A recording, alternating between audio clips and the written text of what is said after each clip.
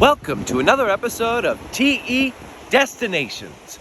I'm your host, Rob, and today we're going to do something very special. We're going to cover the Cinque Terre, the 5 lovely fishing villages along the Ligurian coastline near Genoa. We're going to start with the Monterosso and finish up with the Riomaggiore. Andiamo!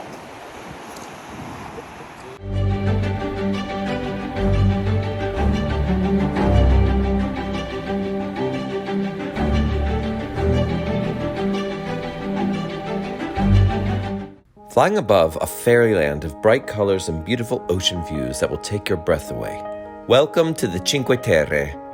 Cinque Terre is found in the region of Liguria, south of Genoa, in what is known as the Italian Riviera. Unlike the Amalfi Coast, the Cinque Terre are easily connected by a train line. Just get to the major port town of La Spezia train station as your starting point, and it'll be easy to figure out the rest. The Cinque Terre point at the Spezia train station is very helpful indeed. It is where you will get your day pass tickets to the train that takes you to all 5 of the Cinque Terre, and also you get a pass to walk in the national park trails in between the towns, which are pretty amazing hikes. But more on that later. Our first stop is Monterosso al Mare, which is the largest of the Cinque Terre and the only one with a real beach that we can stroll on the tiny pebbles, and it takes us right up to the crystalline clear water. The black and white stripes on the churches is seen a lot on the northwestern coastline of Italy, and it's due to the influence of Sicily and other far-off lands. Remember that the Cinque Terre lie in between 2 of the most important port towns of Italy, Genova and Pisa. It is so exciting to wander around the labyrinth of streets and get lost. We just have enough time for a quick glass of wine, and then we head back to the train to get to our next destination, Vernazza. Vernazza is just about a 5-minute train ride, and we are there. You walk down a flight of steps and you're right smack in the middle of everything.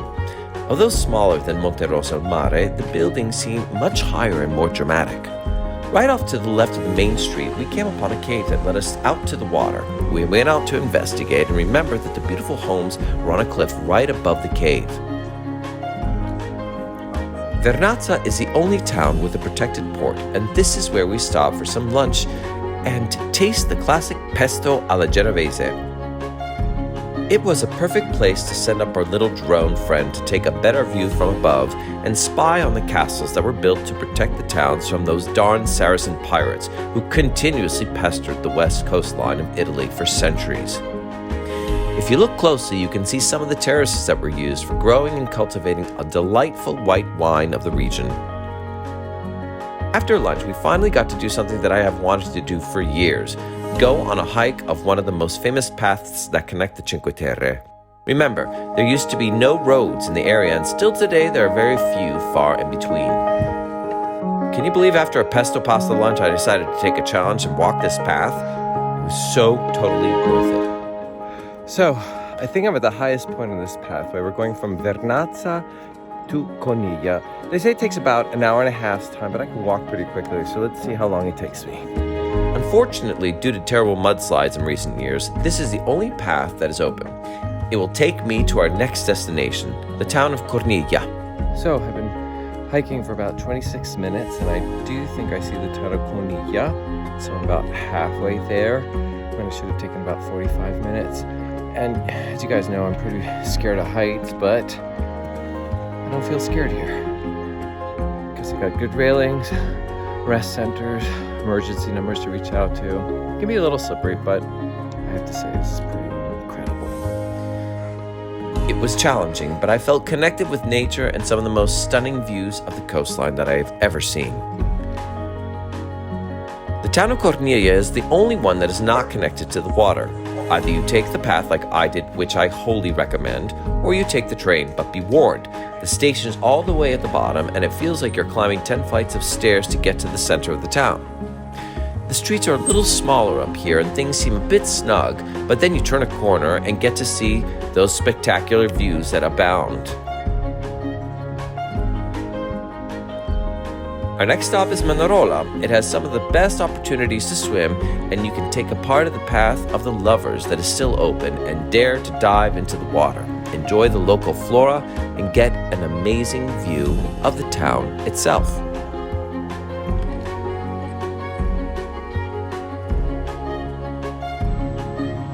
The last stop is the town of Riomaggiore. Now, I know you have noticed that all the beautiful brilliant colors of the houses are all over the Cinque Terre, but if you ask me, here, these homes are the best of the best, with the narrow streets and bright blue water jutting up against brilliantly colored homes. It looks like you have been transported to a fairy tale land. With the sun setting, we finish our day with a glass of wine and a toast to these amazing towns and this unforgettable day. We did it! We were able to see all 5 towns of the Cinque Terre in one day. Thanks so much for watching this video, and a special thanks to Through Eternity Tours. Please remember to like, comment, share, subscribe, and click on that bell when you want to be notified of any new content that we have uploaded. Ciao!